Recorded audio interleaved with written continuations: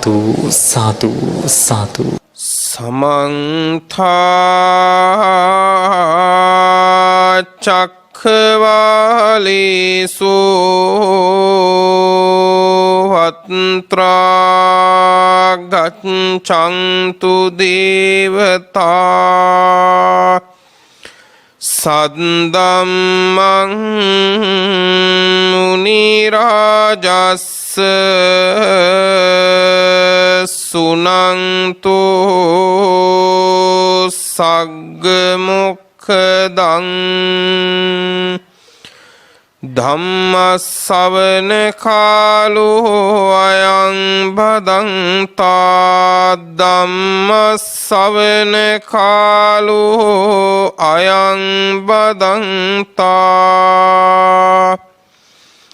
ධම්ම ශ්‍රවණ කාලෝ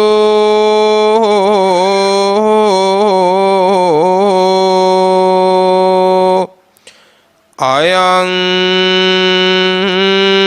භදන්තා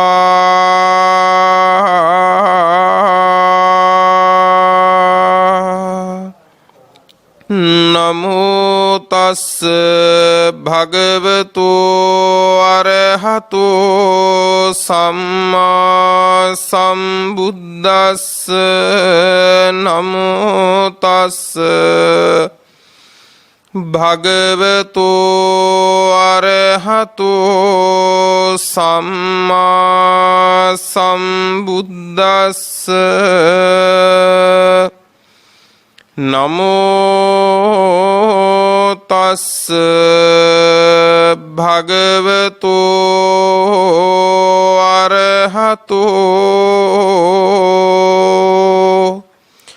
සම්මා සම්බුද්දස්ස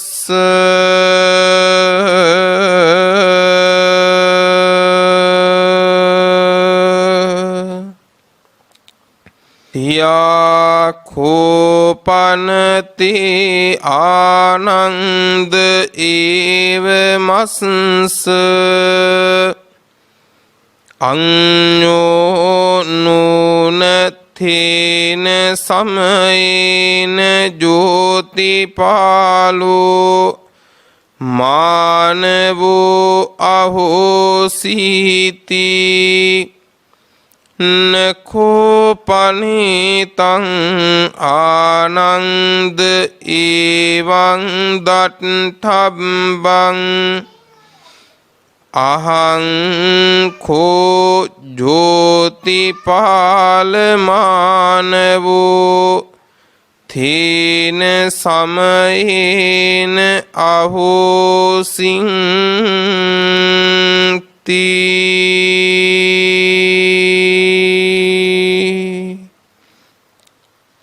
සද්ධර්ම ශ්‍රවණාබිලාෂී ශ්‍රද්ධා සම්පන්න පින්වතුනි,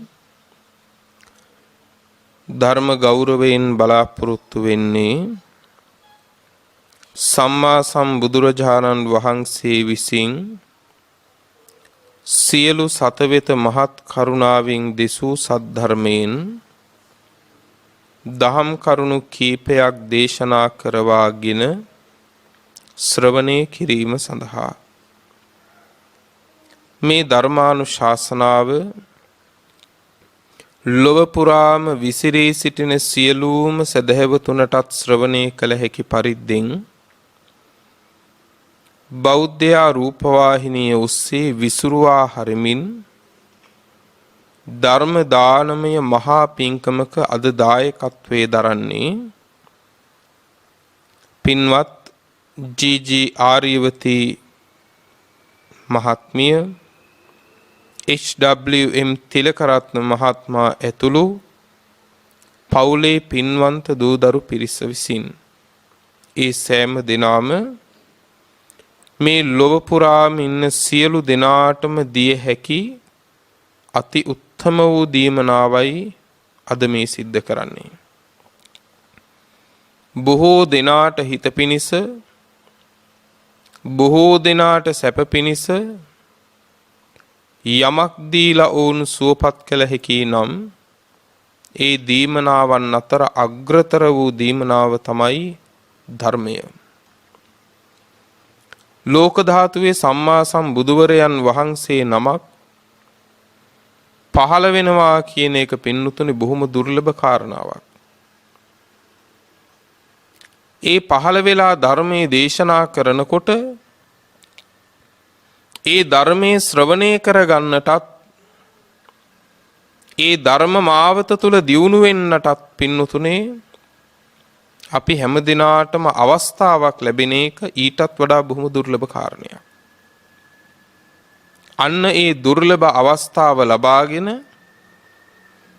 දුර්ලභ වූ සද්ධර්මයේ ලාභය සුවය සලසා ගන්නට තමන් සිත් පහල කරගත්තු වෙලාවේ ඒ ලාභය ලොව පුරා ඉන්න හැමෝටමත් අත් වේවා කියන ප්‍රාර්ථනාව ඇති වෙන්නේ මහත් කරුණාසිතකින් සත්පුරුෂ චේතනාවකින්. ඒ නිසා එවන් අත්‍යුදාරතර ගුණ ඇති කරගෙන මේ උතුම් ධර්ම දානමය මහා පිංකම සිද්ධ කරන වෙලාවේ දේශනාවේ දායකත්වයේ දරන පින්වන්ත ඔබටත් ඔබේ දායකත්වයෙන් ලොව පුරාම ධර්මයේ ශ්‍රවණය කරන සෑම සියලු දෙනාටමත් වහවහා සුවසේ උතුම් ධර්ම අවබෝධයේ සිද්ධ වේවා කියන ප්‍රාර්ථනාවන් හිත තුළ ඇති කරගෙන පින්වතුනි සියලු දෙනාම ඊ타ත්ම මනවින් ධර්ම ශ්‍රවණය කරමු. පින්වතුනි අද මේ දේශනාව සඳහා මාතෘකා කරගත්තේ එක් සූත්‍ර දේශනාවක් ඊටාම වැදගත් පණිවිඩ කීපයක්ම අපිට ජීවිතයට එකතු කරගන්නට පුළුවන්. මේ සූත්‍ර දේශනාව ඇතුළත් වෙලා තිබෙන්නේ සූත්‍ර පිටකයේ මජ්ක්‍ධිම නිකායට. මජ්ක්‍ධිම නිකායේ දෙවැනි පොතේ තමයි පින්නතුනේ මේ දේශනාව සඳහන් වෙන්නේ. සූත්‍රයේ නම ගටිකාර සූත්‍රය. සූත්‍රයේ නම මොකද්ද? ගටිකාර සූත්‍රය. ඇයි මේ සූත්‍රයට ගටිකාර සූත්‍රය කියන්නේ? මේ දේශනාව ප්‍රමුඛවම සිද්ධ වෙන්නේ ගටිකාර කියලා මානවකෙක් පිළිබඳව. ගටිකාර කියලා කියන්නේ කුඹල් කර්මාන්තෙන් ජීවත් වෙන කෙනෙක්. කියන්නේ වළං ආදිය හදලා මැටි භාණ්ඩ හදලා ජීවිකාව පවත්ව ගන්න බොහොම දුකසේ ජීවත් වෙන කෙනෙක් තමයි ගටිකාර. පින්නතුනේ සම්මා සම්බුදුරජාණන් වහන්සේ එක සමයක කෝසල ජනපදයේ පින්වත්නි සැරිසරනවා. ආනන්ද මහතෙරුන් වහන්සේ ප්‍රධාන මහා සංඝරුවන පිරිවරාගෙන තථාගතයන් වහන්සේ මේ කෝසල ජනපදයේ ආසන්නයේ වැඩම කරනකොට එක තැනක පින්වතුනි උන්වහන්සේ මාර්ගයෙන් ඉවත් වෙලා නැවතිලා හොඳින් ඒ දෙස බලලා පින්නතුනි තථාගතයන් වහන්සේ මද සිනහවක් පෑවා. තථාගතයන් වහන්සේ මද සිනහවක් පෑවා කියලා දැක්ක කවුද? අග්‍ර උපස්ථායක ආනන්ද මහතෙරුන් වහන්සේ. බුදුරජාණන් වහන්සේ නමක් පින්නතුනේ හේතුවක් නැතිව කාරණයක් නැතිව සිනහ පහල කරන්නේ නැහැ. එතකොට බලන්න උන්වහන්සේගේ සිනහව පවා ඒ සිනාසීමත් පින්නතුනේ අපේ මේ කියන විදිහට මහා හඬ නගලා දත් පින්නගෙන සිද්ධ කරන සිනාසීමක් නෙවෙයි. මද සිනහවක් තමයි තථාගතයන් වහන්සේ පින්වත්නි පහල කරන්නේ. ඒ සිනහවත් එහෙම පහල කරන්න හේතුවක් තියෙන්න ඕනේ. හේතු නැතුව නිස්කාරණේ තථාගතවරු වචන කතා කරන්නෙත් නැහැ, සිනහ පහල කරන්නෙත් නැහැ. එතකොට ආනන්ද හාමුදුරුවෝ මේක දැකලා ඇහුවා ස්වාමීනි තථාගතවරු කියලා කියන්නේ හේතු නැතිව කාරණා නැතිව සිනහ පහල කරන උත්තමයන් වහන්සේලා නෙමෙයි. ස්වාමීනි ඔබ වහන්සේ මේ ස්ථානයට වැඩම කරලා මෙහිම සිනහ පහල කරන්න හේතුව මොකද්ද කියලා ඇහුවා.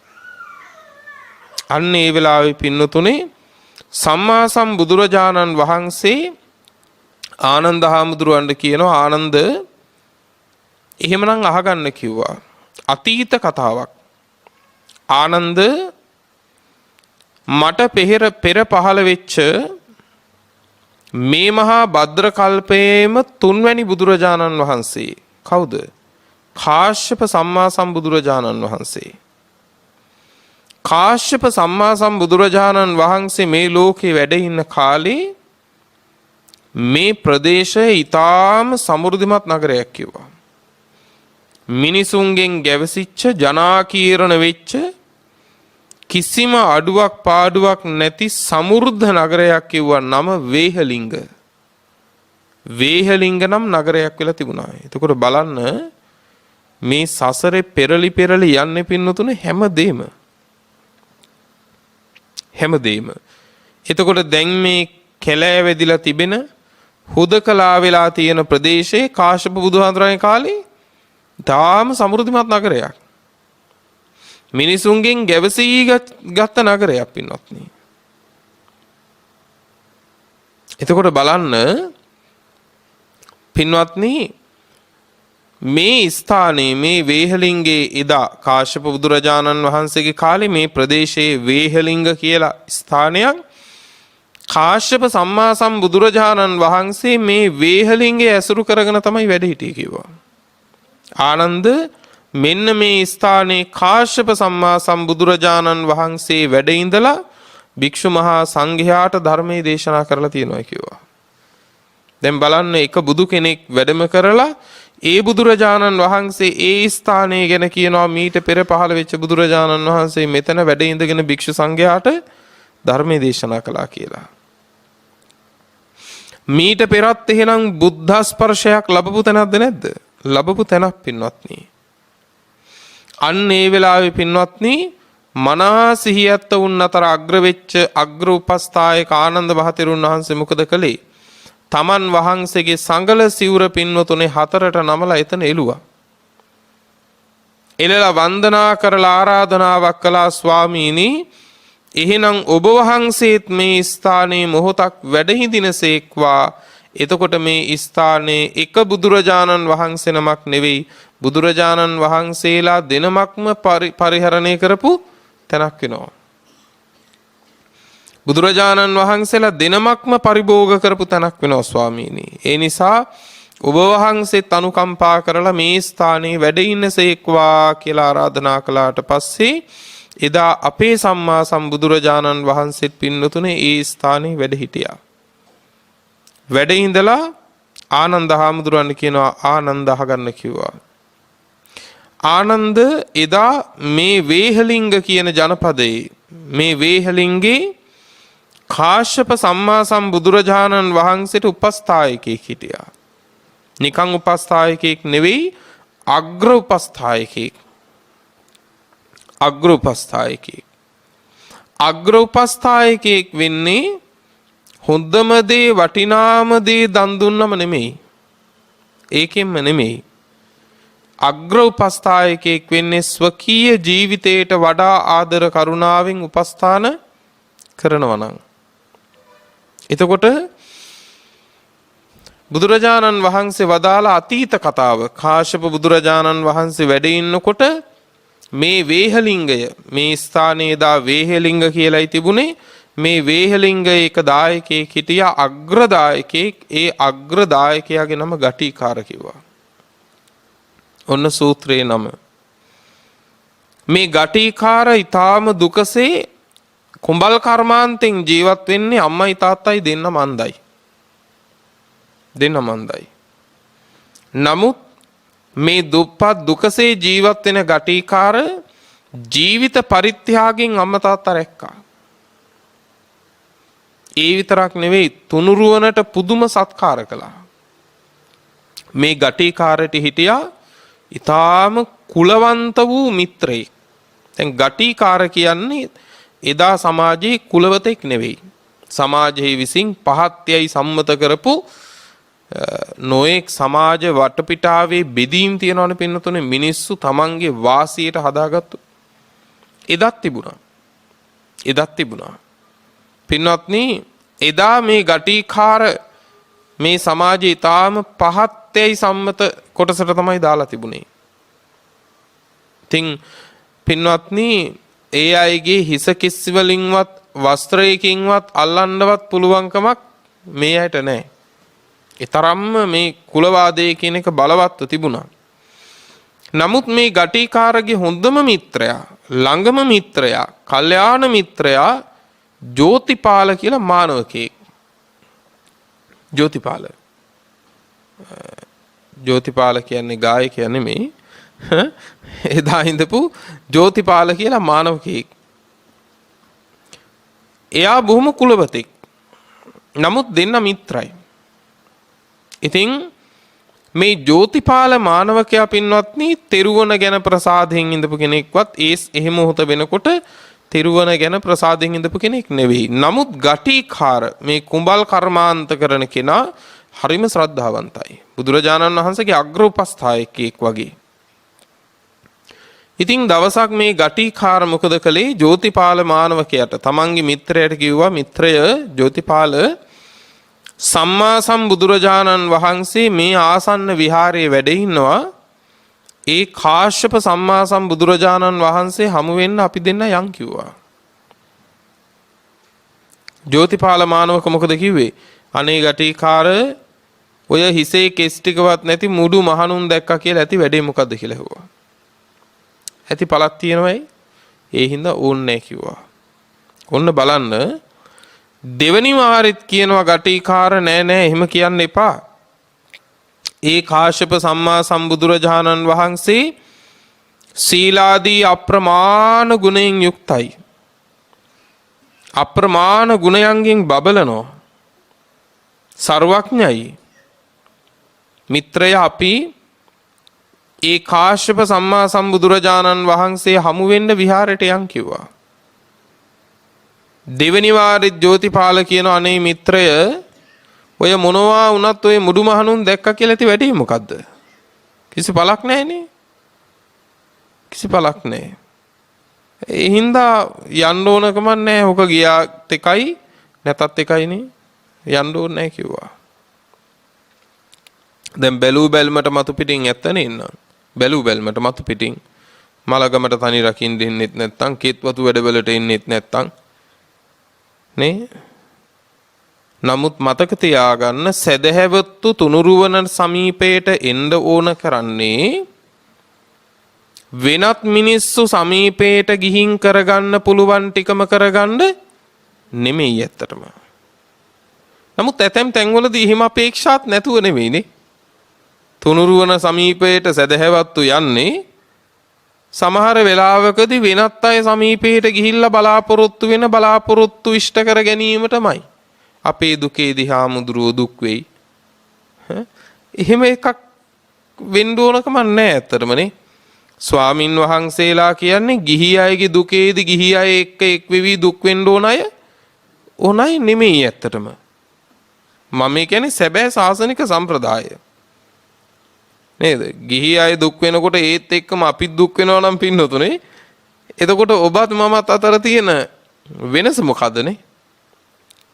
ඒ නිසා අපි ස්වාමින් වහන්සේලාගෙන් බලාපොරොත්තු වෙන්න ඕනේ සාමාන්‍ය ගිහි කෙනෙකුගෙන් බලාපොරොත්තු වෙන දේ නෙවෙයි. මේ දුක් සහිත සංසාරේ කෙටි කරගන්න ඔබ වහන්සේලා අපිට අනුග්‍රහ කරයි. ලෞකික දේවල් නෙමෙයි. එහෙනම් මොකද්ද? ලෝකෝත්තර මාවතට අනුග්‍රහයක් තමයි අපි තුනුරුවනින් බලාපොරොත්තු වෙන්න ඕනේ. හරි වැදගත් කාරණයක් පින්වත්නි. එතකොට දැන් පින්වත්නි ගටිකාර තුන්වෙනි වාරෙත් කිව්වා නෑ යාළුවෝ එහෙම එපා, අපි යන්. උන්වහන්සේ හරි ගුණවන්තයිනේ, සර්වඥයිනේ, සම්මා සම්බුද්ධයිනේ.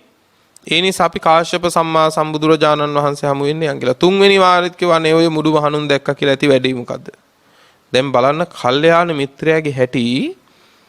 කල්යාණ මිත්‍රයා හැම වෙලාවකදීම තමන් යහපතේ යෙදිලා තමන් හා එක්ව ඉන්න අය යහපතේ යොදනවා. තමන් තුනුරුවන කෙරෙහි ශ්‍රද්ධාවන්තයි. දැන් ශ්‍රද්ධාව පිහිටුවගත්තු නැති තමන්ගේ මිත්‍රයව ශ්‍රද්ධාව පිහිටුවනවා එයා තුලනේ. ඔන්න සත්පුරුෂයාගේ හැටි. කල්යාණ මිත්‍රයාගේ හැටි වරක් නෙවෙයි දෙවරක් නෙවෙයි නැවත හරි උත්සාහ කරලා තමන් ඇසුරු කරන සමීපයේ ඉන්න අයට පින්නතුනේ යහපත පෙන්වන ස්වභාවය තමයි කල්යාණ මිත්‍රයාගේ හැටි. කල්යාණ මිත්‍රයා කියලා කියන්නේ හුදෙක් යහළුවම නෙමෙයි. සමහර විටකදී අම්මා කෙනෙක් දරුවෙකුට කල්යාණ මිතුරියක් වෙන්න පුළුවන්. තාත්තා කෙනෙක් දරුවෙකුට කල්යාණ මිත්‍රයෙක් වෙන්න පුළුවන්.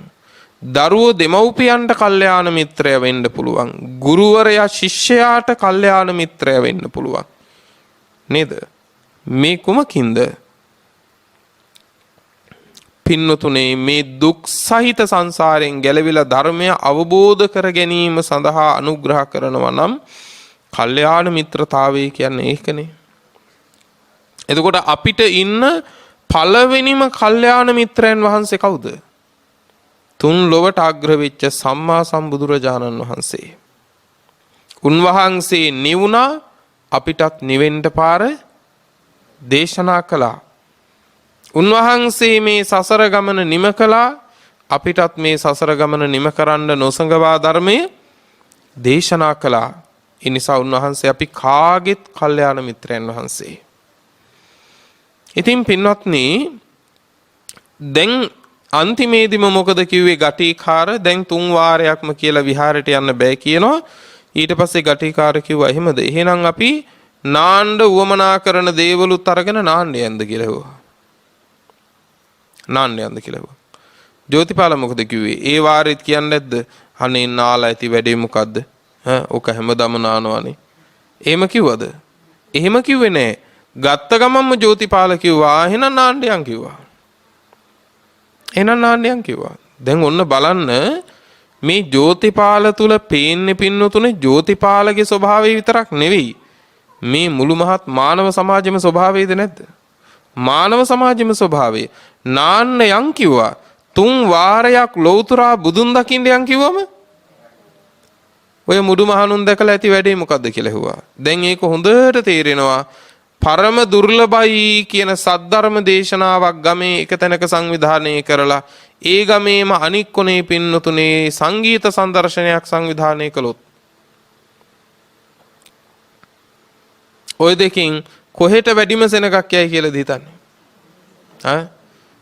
එදා සිදුවෙච්ච සිදුවීමම එහෙනම් අදත් සිද්ධ වෙනවද නැද්ද? සිද්ධ වෙනවා.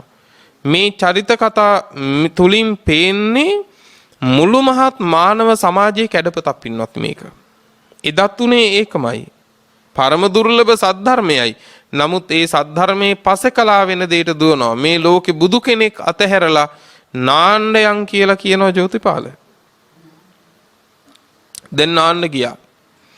නාන්න ගිහිල්ලා සුවඳ සුණු ආදිය අරගෙන සුවඳ ගල්වන ආදිය අරගෙන නාන්න ගිහිල්ලා දැන් නානවා. නමුත් ගටිකාරගේ හිතේ තියෙන එක දෙයයි. කොහොම හරි ඇදගෙන යන්න ඕනේ විහාරෙට. කල්යාණ මිත්‍රය බලන්නකො කරන අනුකම්පාව, දක්වන අනුග්‍රහය. දැන් නානකොට ආපහු කිව්වා මේ එක නෙමෙයි. අපි විහාරේ මේ ළඟම තියෙන්නේ කිව්වා. බලන්නකො විහාරේ පැත්තට තමයි නාන්නත් ඇවිල්ලා තියෙන්නේ. මේ විහාරේ ළඟම තියෙන්නේ කිව්වා. වැඩි දුරක නෙවෙයි. යන්ද කියලා කිව්වා. නිකමට හරි හිතෙන්න එපා. එහෙනම් මෙච්චර කියන එකේ මෙච්චර ළඟටම ආපු එකේ ගිහිලා යන් කියලා. නමුත් ජෝතිපාල කිව්වා අනේ ඔය මුඩු මහණෝ දැකලා ඇති වැඩේ මොකද්ද කියලා ඇහුවා. බලන්නකෝ අදටත් මේකම වෙනවා පින්වත්නි. අදටත් මේකම වෙනවා. දෙවෙනි වාරෙත් කිව්වා නෑ නෑ එහෙම කියන්න එපා. විහාරේ ළඟටම ඇවිල්ලා ඉන්නේ. අපි යන්. සම්මා සම්බුදුරජාණන් වහන්සේ දැකලා වන්දනා කරමු. දෙවෙනි වාරෙත් ජෝතිපාල කිව්වා අනේ මිත්‍රයා මේ ඔය මහණුන් දැකලා ඇති වැඩේ මොකද්ද? කිසි තේරුමක් නැහෙනේ. ඕන නෑ නාමු කිව්වා. තුන්වෙනි වාරෙත් කිව්වා. තුන්වෙනි වාරෙත් උත්තරේ ඒකමයි. දැන් ඔක්කොම 6 වාරයක්. ඊළඟ වාරේ මොකද කළේ? ගටිකාර ටිකක් වතුරට බහැලා අල්ලගත්ත ජෝතිපාලගේ වස්ත්‍රයෙන්. ඇඳගෙන ඉන්න වස්ත්‍රයෙන් අල්ලගෙන කිව්වා යන් යන්. අපි රෙදි කඩෙන් අදින්නේ ඕනම කෙනෙක්ගේ. අන්න ඒ වගේ පින්වත්නි රෙදි කඩෙන් අල්ලලා කිව්වා යන් එහෙම කියන්න එපා යන්කෝ බල කිරීමක් දැන් වචනෙන් කියනව නෙමෙයි දැන් අතිනුත් අදිනවා දැන් යන් මේ විහාරේ ළඟටම ඇවිල්ලානේ ඉන්නේ එක පාරම පින්නතුනේ ඇඟ ගසලා දාලා අතින් මුදාගෙන පින්වත්නි කිව්වනේ මොකටද මොන වැඩකටද ඔය මුඩු මානුන් දැක්කා කියලා කිසි තේරුමක් නෑ යන්න ඕනේ නෑ මොකටද කිව්වා දැන් ජෝතිපාල කුලවතා ගටිකාර එදා සමාජයේ කුල හීනෙක් දැන් හොඳට නාලා හැම ඉස හොදගෙන හිටියේ ජෝතිපාල මානවකයා ගටිකාරට ඒත් පින්නතුණු යොමනාව අඩු නෑ ගටිකාර මොකද කළේ ඕන දෙයක් උනා දෙන් කියලා පින්වත්නි කරකවල අල්ලගත්ත ජෝතිපාලගේ කෙස් වැටියෙන් අල්ලගත්තම පින්වත්නි ඕනම කෙනෙකුට වැඩි දඟලන්න බෑ මාරයත් අල්ලගෙන ඉන්නවා කියන්නේ අපි කෙස් වැටියෙන්නේ නේද අපිට එහෙමයි ධර්මයේ හැසිරෙන්න කියලා කියන්නේ මාරයා කෙස් වැටියෙන් අල්ලගෙන ඉන්නවා වගේ ධර්මයේ හැසිරෙන්න කියලානේ අවවාද කරන්නේ ගෘහීත ඉව කේශේෂු මෘත්‍යුනා ධර්මමාචරේත් ඉතින් පින්වත්නි දැන් ජෝතිපාලගේ කෙස් වැටියෙන් අල්ලගත්තා ගටිකාර අල්ලගෙන කිව්වා මේ විහාරයට යන් විහාරේ මේ ළඟ තියෙන්නේ මේ ආසන්නෙමයි තියෙන්නේ එහි සම්මා සම්බුදුරජාණන් වහන්සේ වැඩ ඉන්නවා අපි යන් කිව්වා පින්වත්නි ජෝතිපාල කල්පනා කළා මේකනම් පුදුමයක් මේකනම් ආශ්චර්යයක්මයි කුලවතෙක් කෙස් හේදුවට පස්සේ කුල හීනයේ කෙස් වැටියෙන් අල්ලනවා කියලා කියන්නේ මැරුම් කන්න පුළුවන් වැඩක් හැබැයි මැරුම් කන්න පුළුවන් වැඩක් බය නැතුව මේ කරන්නේ නිකන් නම් වෙන්න විදිහක් නැහැ මෙච්චර කාලයක් ළඟ ඉඳපු මේ මිනිස්සයා මේ තරම් දෙයකට අත තියන්නේ ඒ කාන්තෙන් මේකේ මහ ලොකු බරපතලකමක් මොකක් හරි එකක් තියෙනවා නැත්තම් මේ මැරුම් කන්න පුළුවන් වෙන වැඩක් කරන්නේ නැහැ කල්පනා කරලා ජෝතිපාල කිව්වා එහෙමද හොඳයි එහෙනම් කෙස් වැටි අතාරිනවා යන්කෝ බලන්න ඔච්චරම කියන එකේ මේ තරම් බර කර ජීවිතේ අනතුරේ හෙලාගෙන මේ තරම් උනන්දු කරවන්නේ ඇයි කමන්නේ යන් කිව්වා අන්න ඒ බල කිරීම පිට පින්නතුනේ දා ගටිකාර එක්ක පින්වත්නි ජෝතිපාල විහාරයට ගියා කාශ්‍යප සම්මා සම්බුදුරජාණන් වහන්සේ හමු වෙන්න සම්මා සම්බුදුරජාණන් වහන්සේට වන්දනා කළාට පස්සේ ගටිකාර අඳුන්වලා දුන්නා ස්වාමීනි මේ මගේ අතිශය මිත්‍රයා කල්යාණ මිත්‍රයා මගේ ප්‍රියම වූ මිත්‍රයා ජෝතිපාල ස්වාමීනි ඔබ වහන්සේ ඔහුට මැනවින් ධර්මයක් දේශනා කරනසේක්වා කියලා ඉල්ලුවට පස්සේ එදා කාශ්‍යප සම්මා සම්බුදුරජාණන් වහන්සේ මේ ජෝතිපාල කියන තරුණයට ධර්මයේ දේශනා කළා මැනවින් ධර්මයේ දේශනා කළා ඒ ධර්මයේ සමාදන් කෙරෙව්වා උනන්දු කෙරෙව්වා හොඳට දේශනාව අහගෙන ඉඳලා අවසානයේ දෙන්න පිටත් වුණා පිටත් වුණාට පස්සේ ජෝතිපාල මානවක ආවා ගටිකාර ළඟට ගටිකාර ළඟට ඇවිල්ලා ජෝතිපාල මානවකයා කියනවා පින්වත් යහළු ගටිකාර මේ ධර්මයේ හරි ආශ්චර්යයි කිව්වා දැන් අරගෙන ගියේ මොනතරම් බල කිරීමකින්ද හරි ආශ්චර්යයි නමුත් මේ පිරිසිදු ධර්මයේ තුල පිරිසිදුව ඉන්න බෑ කිව්වා ගිහියෝ හැටියට නම් ගිහි ජීවිතයක් තුල පිරිසිදුව නිර්වුල්ව මේ ධර්මයේ පුරණ එක ලේසි නෑ බෑ කියන එක නෙමෙයි කියන්නේ බෑ කියන එක නෙවෙයි නැත්තම් ඉතින් කියයි අනේ අපි ඉතින් ගිහියෝනේ ඒ හින්දා අපිට ඉතින් ওই තරම් ඔහොම හම්බ වෙන්නේ නෑ කියලා එහෙම බැරිකමක් ගැන නෙවෙයි මේ කියන්නේ අසීරුයි මොකද ගිහි ජීවිතේ බාධක බහුලයිනේ බැඳීම් වැඩි ගටිකාරට දැන් විහාරයට යන් කියලා යෝජනා කළේ බලහත්කාරයෙන් ඇද්දේ ගටිකාර දැන් ගටිකාරට ජෝතිපාල මානවකයා කියනවා ගටිකාර අපි දෙන්නම ගිහිල්ලා කාශ්‍යප සම්මා සම්බුදුරජාණන් වහන්සේ ළඟ පැවිදි වෙමුද කියලා ඇහුවා. ඔන්න බලන්න කල්යාණ මිත්‍රයා කරපු අනුග්‍රහය. ගටිකාර කිව්වා පැවිදි වෙන්න. ඇයි ඔයා දන්නේ නැද්ද? මගේ අම්මයි තාත්තයි දෙන්නම අන්ධයි. මේ දෙන්නම බලා කියාගන්නේ මං. මම පැවිදි වුණොත් ඒ දෙන්නම ජීවත් කරවන්නේ කවුද? ඒ නිසා මට පැවිදි වෙන්න නම් බෑ කිව්වා. ජෝතිපාල මානවකයා කිව්වා එහෙමද?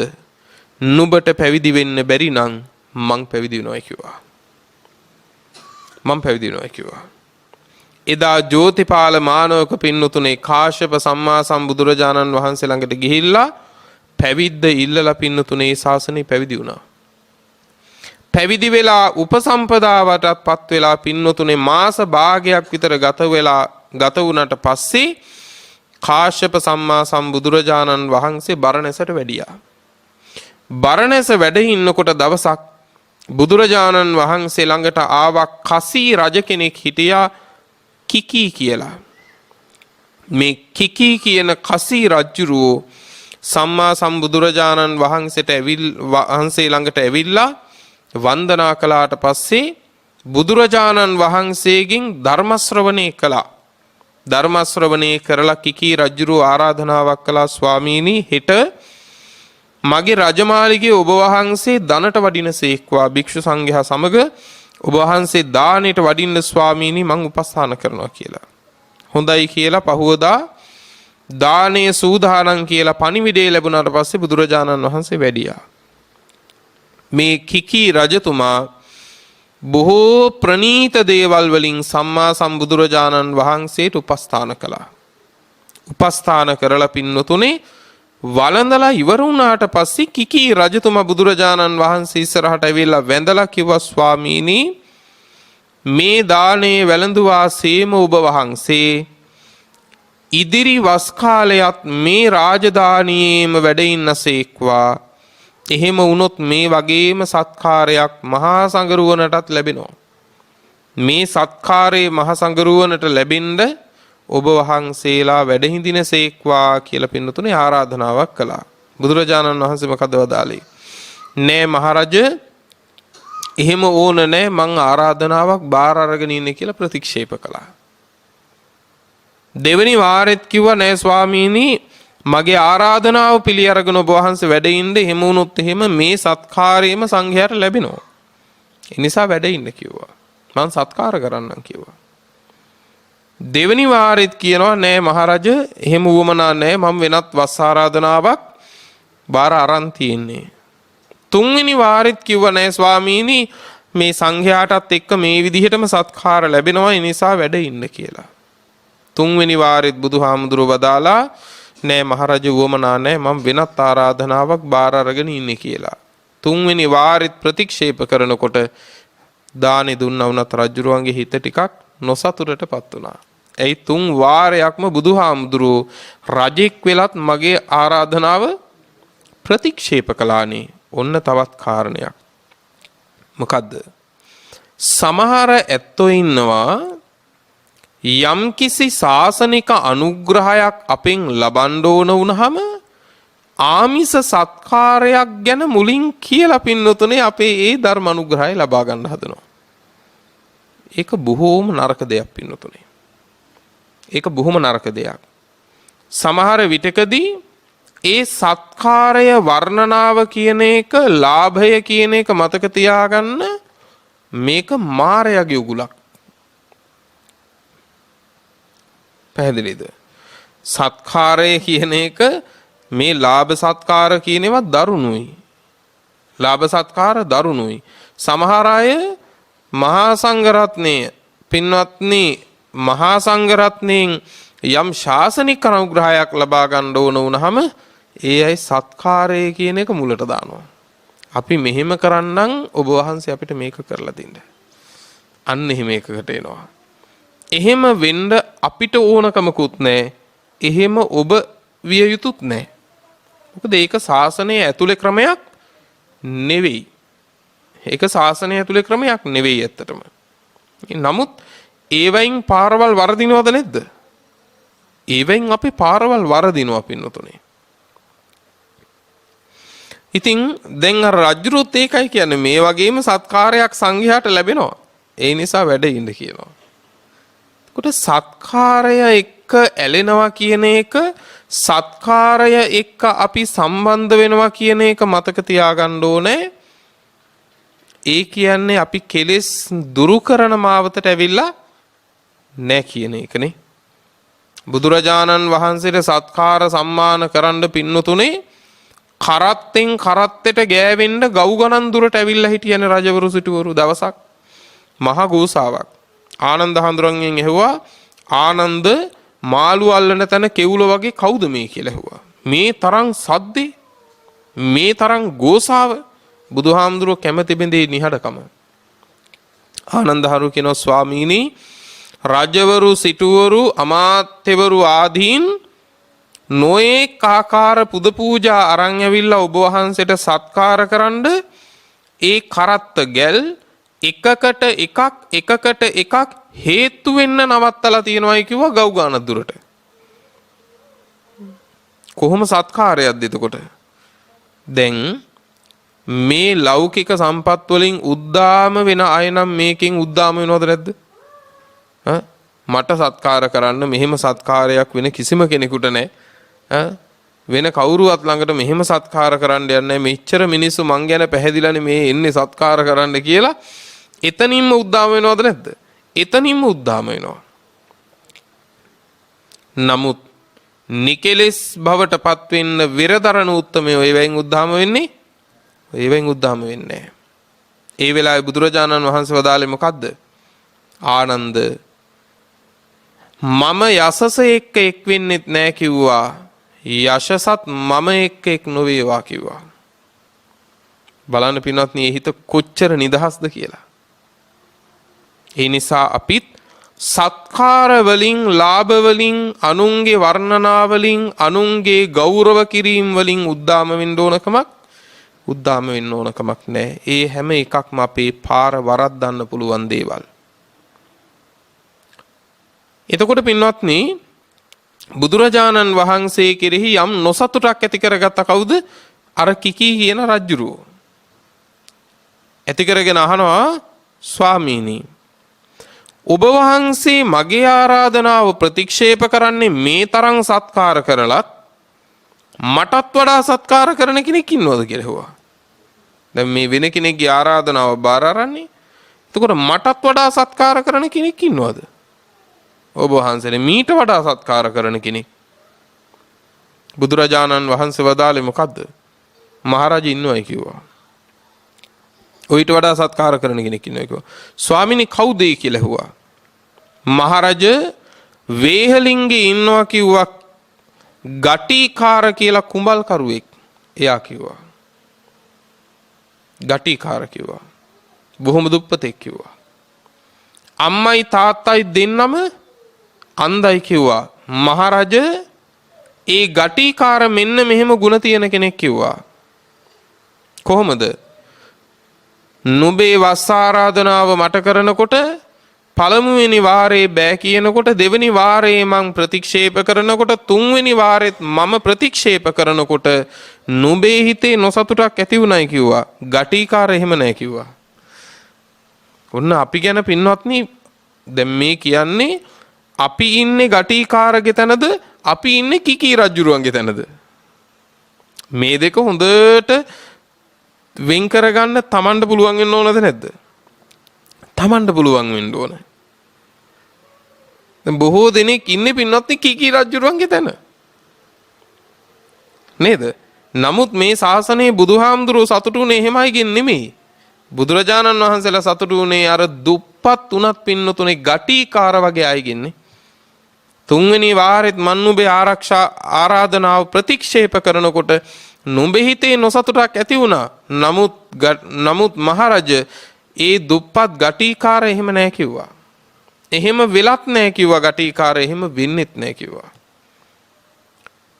ඒ ගටිකාර බුද්ධ රත්නයේ කෙරෙහි අචල ශ්‍රද්ධාවට ඇවිල්ලා ඉන්නේ කිව්වා. වෙනස් වෙන්නේ නැති ශ්‍රද්ධාවට. දැන් මෙයාගේ තුන්වෙනි වාරේ ආරාධනාව ප්‍රතික්ෂේප කරනකොට ඒ ශ්‍රද්ධාව හෙලිලා ගියාද නැද්ද?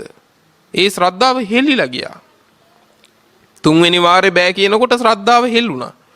ගටිකාරගේ බුදුරජාණන් වහන්සේ කෙරෙහි නොසෙල් වෙන ශ්‍රද්ධාවක් පිහිටලා තියෙනවා කිව්වා.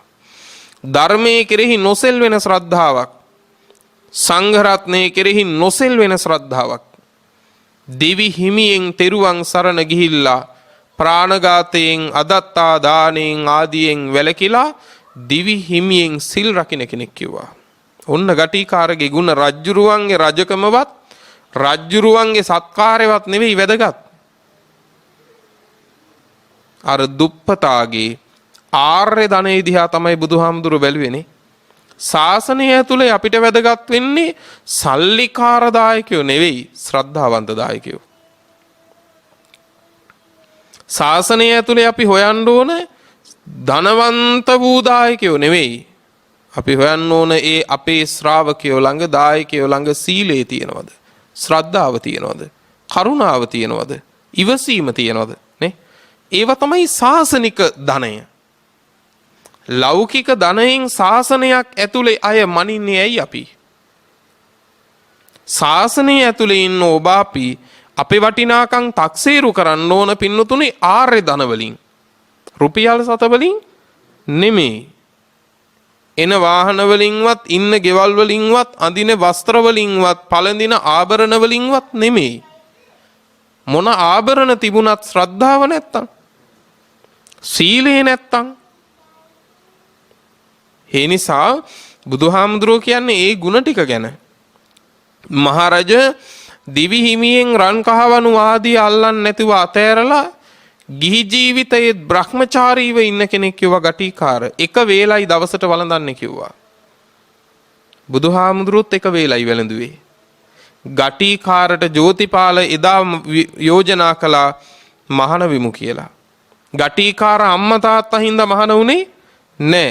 නමුත් මේ ටික කියද්දී අපිට හිතෙනවා ගටිකාර මහාන නොවුනට ගිහි ගෙදර ඔහු පැවිද්ද රැකලා තියනවද නැද්ද? පැවිද්ද රැකලා තියනවා. කෙනෙක් ගත මහාන නොකලට හිත මහාන කරලා තියනවා. හිත මහාන කරලා තියනවා. ඒක බ්‍රහ්මචාරීව එක වේල වළඳලා ඉඳලා තියනවා. ඔන්න බලන්න පින්වත්නි. ඊළඟට කියනවා මේ ගටිකාර මොනතරම් කෙනෙක්ද? කවදාකවත් සියාතින් මහ පොළොව හාරලා නැහැ. කුඹල් කරුවා. එතකොට මැටි බඳුන් හැදුවේ කොහොමද? මීයෝ හරි සුනකයෝ හරි ගොඩට දාපු පස් තියෙනවා නම් ඒ ටික අරගෙන ගංගාවේ වතුර පාරවල් වලට අහු වෙලා පැත්තකට වෙච්ච පස් තියෙනවා නම් ඒ ටික අරගෙන මැටි බඳුන් හදලා ප්‍රසිද්ධ කළා. තියෙන හාල් පොල් ආදිය තියෙනවා නම් ඒව ගෙනල්ලා තියලා කැමති දෙයක් අරගෙන යන්න කියලා. සල්ලි ඉල්ලුවේ නැහැ. සල්ලි ඇල්ලුවේ නැහැ. එහෙම ධාර්මික ජීවිතයක් කිව්වා. නැවත මේ කාම ලෝකයට නොඑන්න ඕරම්භාගීය සංයෝජන ධර්ම නැසලා මේ කියන්නේ අනාගාමි වෙලා වෙනකොට ගටිකාර. අනාගාමි ඵලයටපත් වෙලා බඹලොව ඉපදිලා එහිදි පිරිනිවන් පාන්න රැකවරණේ හදාගත්තු කෙනෙක් කිව්වා. නුඹ රජ කෙනෙක් වෙන්න පුළුවන්. නමුත් හතර අපායේ නුඹට විවෘතයි. බුදුහාර නොකිය කියන්නේ ඒකනේ. නමුත් ඒ දුප්පතා නැවත මේ කාම ලෝකෙට එන්නේ නෑ. බඹලොව ඉපදිලා එහි පිරිනිවන් පානමයි කිව්වා. ධර්මයේ දැකලා ඉන්නේ කිව්වා. මහරජ මන් දෙයක් කියන්නම් කිව්වා. අතීතේ කාශ්‍යප බුදුහාර කියන්නේ අතීතේ මහරජ මම දවසක් පින්ඩ පාතේ වැඩියා. ගටිකාරගේ ගෙදෙට්ට. ගටිකාරගේ ගෙදරට යනකොට ගටිකාර ගෙදර නෑ අන්ධ වෙච්ච අම්මයි තාත්තයි විතරයි. කවුද කියලා ඇහුවා. මෑණියනි පියාණනි මම කාශ්‍යප සම්මා සම්බුදුරජාණන් වහන්සේ කිව්වා. එහෙමද ස්වාමීනි ඔබ වහන්සේගේ උපස්ථායක ගටිකාර නම් අද නෑ කිව්වා. බැහැරකට ගිහිල්ලා කිව්වා අනේ ස්වාමීනි උයලා තියනවායි කිව්වා. බත් තියෙන හැලියෙන් බත් බෙදාගෙන ව්‍යංජන තියෙන එකකින් ව්‍යංජනත් බෙදාගෙන ඔබ වහන්සේ වළඳන්න කිව්වා. අම්මයි තාත්තයි. එදා ගටිකාරගේ ගේ ඇතුළට කාශ්‍යප සම්මා සම්බුදුරජාණන් වහන්සේ වැඩම කරලා බත් බෙදාගෙන ව්‍යංජන බෙදාගෙන ගේ ඇතුළේදී වළඳලා තමයි කාශ්‍යප බුදුහාඳුරු වැඩි. ගෙදරකට ගිහිල්ලා බෙදාගෙන කන්නේ අතිශය විශ්වාසවන්ත නිසාද නැද්ද? අතිශය විශ්වාසවන්ත නිසා. බුදු කෙනෙක් එහෙම විශ්වාසවන්ත වෙන්න තරම්. ගෙදර ඇවිල්ලා ගටිකාර බත් හැලිය දැකලා අහනවා කවුද බෙදාගෙන කෑවේ? අම්මලා තාත්තලා කෑවද? නෑ. එහෙනම් කාශ්‍යප සම්මා සම්බුදුරජාණන් වහන්සේ වැඩිය පුතේ කිව්වා. උන්වහන්සේ තමයි ওই දානේ බෙදාගෙන වැළඳුවේ. අනේ සාදු සාදු මොන තරම් ලාභයක්ද කිව්වා. මොන තරම් ලාභයක්ද කිව්වා. ඒ කියන්නේ මේ තුන් ලොවට අග්‍ර වෙච්ච සම්මා සම්බුදුරජාණන් වහන්සේට මං ඒ තරම් විශ්වාසන්තයි කිව්වා. තවත් දවසක මහරජා මම ගෙදරට වැඩම කරලා ඒ විදිහටම වැළඳුවා පිට්ටු. එදත් ඒ ගටිකාර සතුටු උනායි කිව්වා අනේ සාදු සාදු මම බුදුහාමුදුරන්ට හරි විශ්වාසවන්ත වෙලානේ කියලා. කොච්චර සතුටු වෙනවද බුදු කෙනෙක් ගෙදරට වැඩම කරලා බෙදාගෙන වළඳන්න තරම්. තවත් දවසක් මහණෙනි බුදුරජාණන් වහන්සේ කියනවා තවත් දවසක් එදා ඒ කාශ්‍යප බුදුරජාණන් වහන්සේගේ විහාරේ තෙමෙනවා වැස්සට. එදා කාශ්‍යප බුදුරජාණන් වහන්සේ මහා සංඝරත්නයට කිව්වලු මහණෙනි මේ ගඳ කිලිය තෙමෙනවා නිසා ගටිකාරගේ ගෙදර තියෙනවා අලුත් පිදුරු අරගෙන එන්න කියලා.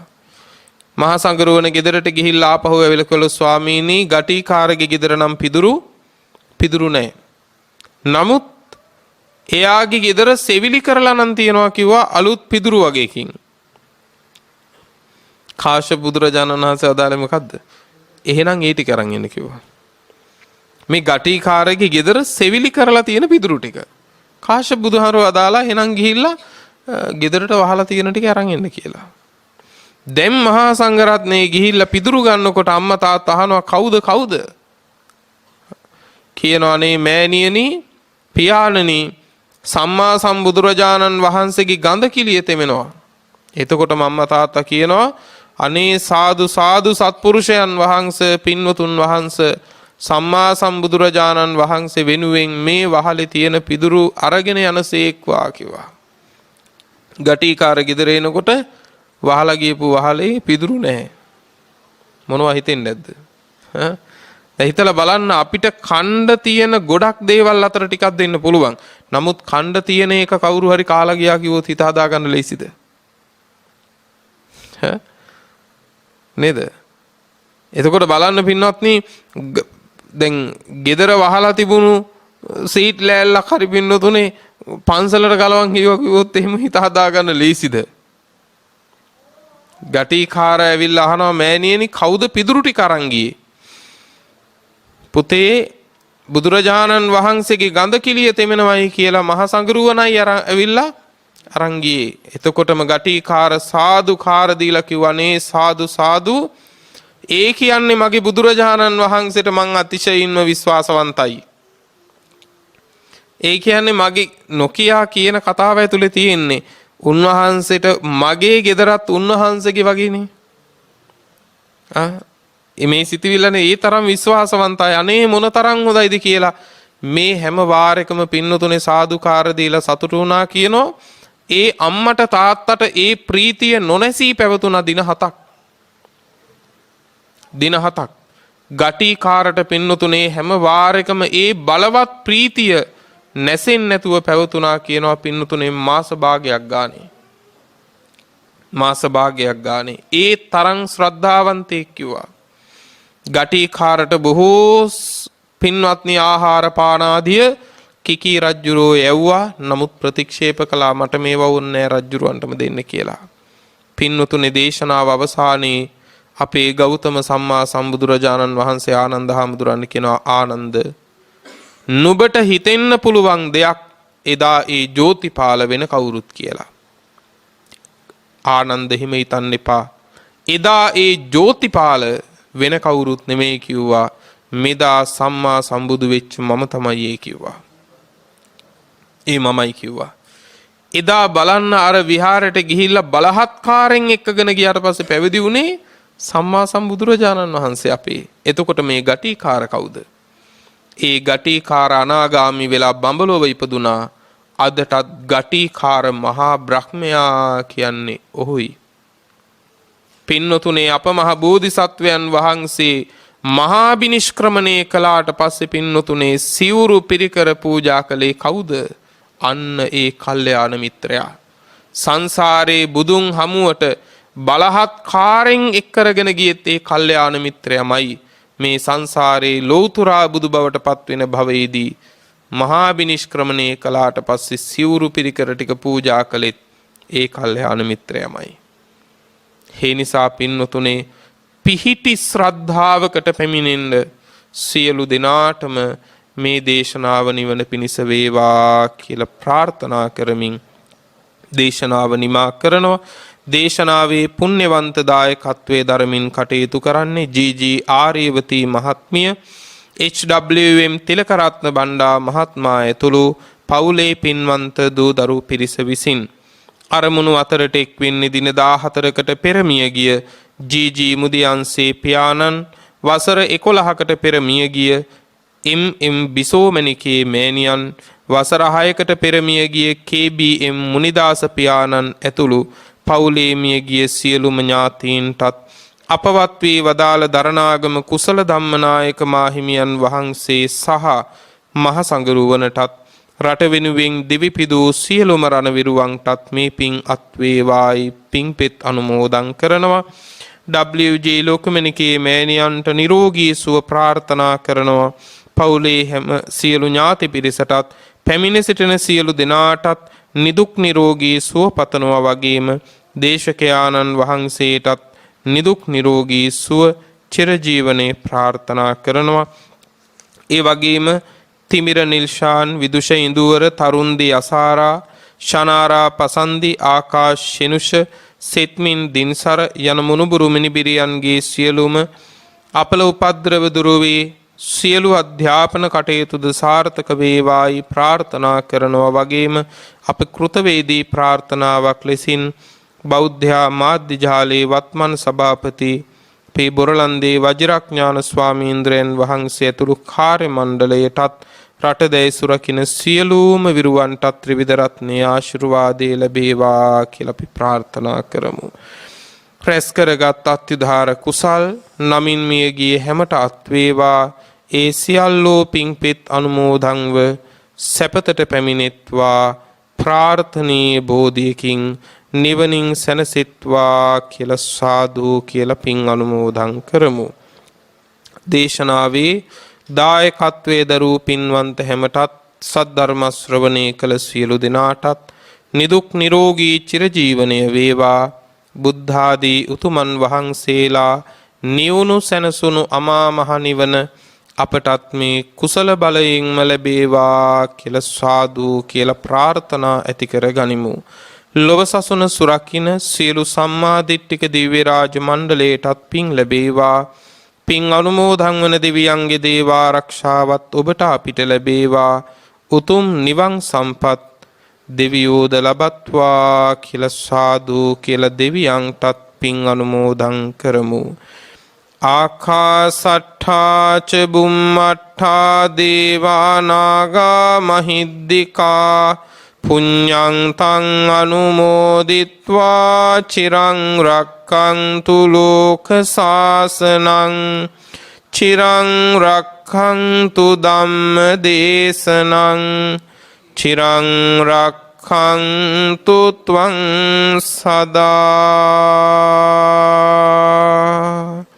පුරා අවුරුදු 25ක් ලෝතුරා සම්මා සම්බුදුරජාණන් වහන්සේ ළඟ ඉඳලා උන්වහන්සේට සියාතින් උපස්ථාන කළ අග්‍ර උපස්ථායක වූ මහා පිං ඇති ආනන්ද මහරහතන් වහන්සේ පින්වතුනේ මෙහෙම ප්‍රාර්ථනාවක් කළා. දස බල සේලප්පභවා නිබ්බාන මහා සමුද්ද පරියන්තා අට්ඨංග මග්ග සලිලා ජින වචන නදී චිරං වහතු.